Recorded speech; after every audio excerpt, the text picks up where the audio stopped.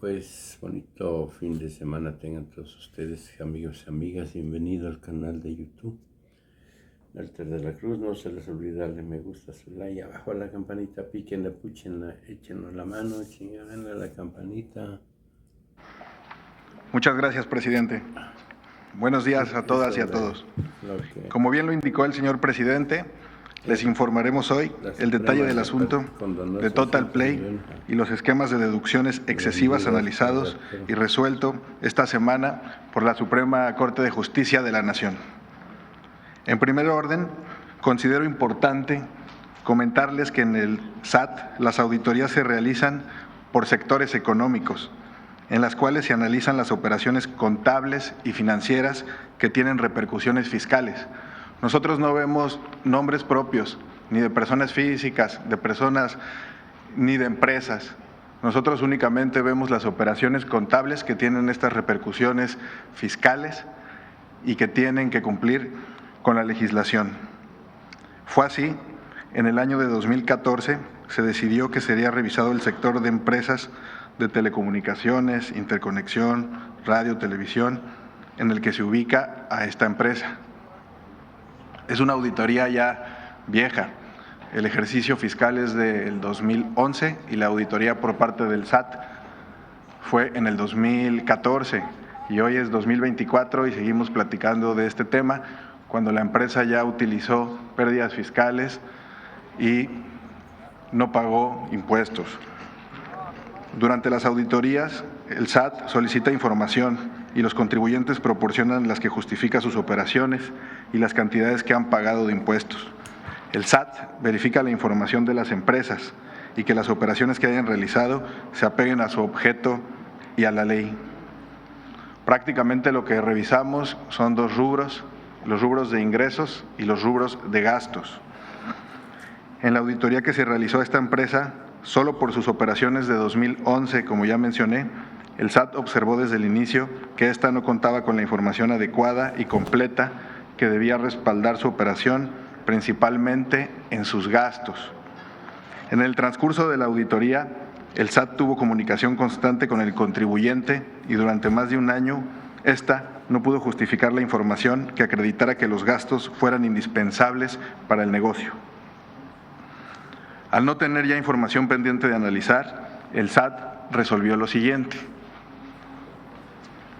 1. La empresa reportaba 1.4 veces más de gastos que los ingresos totales que había obtenido. Como les comento, lo que se revisa son los ingresos y los gastos y esta empresa estaba reportando mayores gastos. Sus gastos eran excesivos y al menos en 6 rubros no les fue posible probar que se hubieran realizado para que la operación natural del negocio funcionara. Cuando el SAT concluyó la auditoría, esos 6 rubros de gastos que acabo de mencionar no fue posible que se restaran al monto que debía pagar de impuestos y se le comunicó en el año de 2015, un año después del inicio de la auditoría, que debía realizar el pago de impuestos sobre la renta. La empresa no estuvo de acuerdo con tener que pagar lo que se detectó como adeudo y se fue a un litigio desde el año de 2015. Le doy la palabra a la Procuradora Fiscal para que nos comente el litigio. Gracias. Muchas gracias. Buenos días a todas y a todos, señor presidente. Gracias. Secretarios. Pues bien, como comentaba el jefe del SAT, la empresa no estuvo de acuerdo con la resolución de la autoridad fiscal y procedió a impugnarla en un juicio de nulidad que se llevó en el Tribunal Federal de Justicia Administrativa, quien en 2017 resolvió que el SAT había actuado conforme a derecho y que la empresa debía de pagar. La empresa impugnó en amparo directo esa determinación y el asunto se llevó a la Corte en 2020 con la finalidad de que se resolviera de forma contundente y buscando el mayor grado de imparcialidad.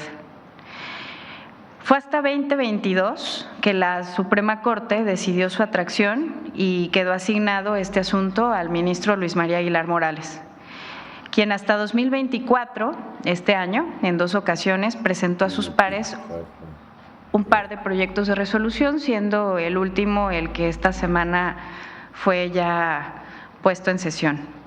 Finalmente, la Corte este jueves pues ya anuncia públicamente su decisión y recordemos que, por favor, esto es muy importante, la empresa debatía 6 rubros por los que el SAT le informó que debía pagar impuestos sobre la renta por el año 2011. Y el resultado de la Corte fue, en realidad, confirmar, siguiente por favor, que se tuvo la razón por el SAT al haberle cobrado 5 de los 6 rubros que la empresa se negaba a pagar, y solamente por uno de los rubros en litigio fue por el que se determinó como justificable habían sido gastos para la operación de la empresa. De tal suerte que, aunque la Corte considerara que uno de esos 6 puntos fue objeto de comprobación por parte de la empresa, también confirmó que esta empresa omitió pagar impuestos por 5 rubros más, reitero, y los hizo pasar por pérdidas y reportó ganancias menores. Consideramos que este suceso, lejos de ser una ganancia para el contribuyente, lo dejó al descubierto una vez más, pues después de 9 años de litigio, es evidente que la empresa no ha cumplido con el pago de sus impuestos y que aplicó el mismo esquema que se ha encontrado en diversas empresas del grupo.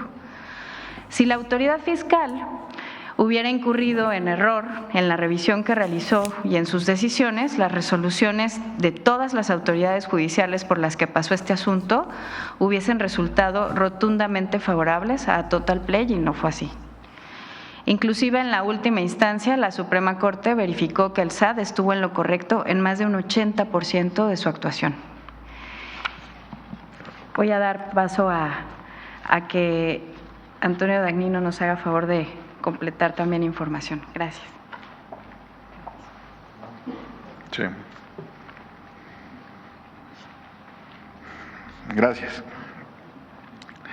Estas prácticas llamadas planeación fiscal no son correctas, porque es obligación de todas y todos los mexicanos pagar los impuestos que nos corresponden según nuestras ganancias reales. Se abusa de los beneficios que se han concedido en muchos sectores y el Estado debe seguir trabajando, vamos a seguir trabajando para erradicar esta mala práctica. Gracias a la resolución de la Suprema Corte de Justicia de la Nación, es claro que el contribuyente incurrió en diversos errores. Así que lo correcto es que el contribuyente realice la corrección por más de 1.500 millones de pesos que incorrectamente declaró como pérdida fiscal y que la Suprema Corte de Justicia de la Nación nos ha dado el derecho a cobrar. Ahora bien, las cantidades determinadas por el SAT como obligatorias de pago que quedaron firmes a favor del Estado son de todas y todos, los mexicanos, y las requerimos para poder generar mejores condiciones de vida para todas y para todos. Cabe señalar que del 2019 al 2023 se ha tenido una recaudación histórica, pasando de 3 billones a 4.5 billones en los últimos 5 años. También quiero comentar que este caso es un caso único, o más bien es un caso aparte de este grupo, porque todavía hay otros adeudos que tienen una cantidad histórica de 30,000 millones de pesos, y esos casos, como bien lo comentaba el señor presidente, se encuentran en el Tribunal Federal y en el Tribunal Colegiado.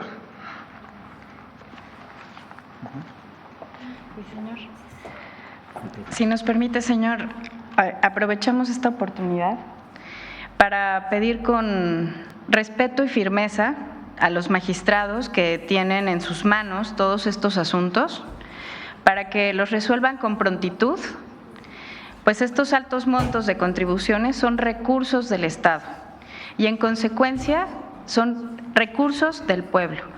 Es, señores magistrados, una obligación compartida de todas y todos contribuir cumpliendo con la ley y la justicia, la expeditez de la justicia, y se dé paso al desarrollo de nuestro país. Es dinero del pueblo y debe servir al pueblo. Negárselo no solo es irresponsable, sino perverso. Retrasar su cobro sin fundamento sería complicidad, sería una injusticia. Les pedimos, por favor, que resuelvan lo antes posible estos asuntos. Es cuanto, señor presidente. Muchas gracias a todos. Permiso. Ahora sí, nos llevó tiempo, pero bueno, vámonos. ¿Quién nos vamos?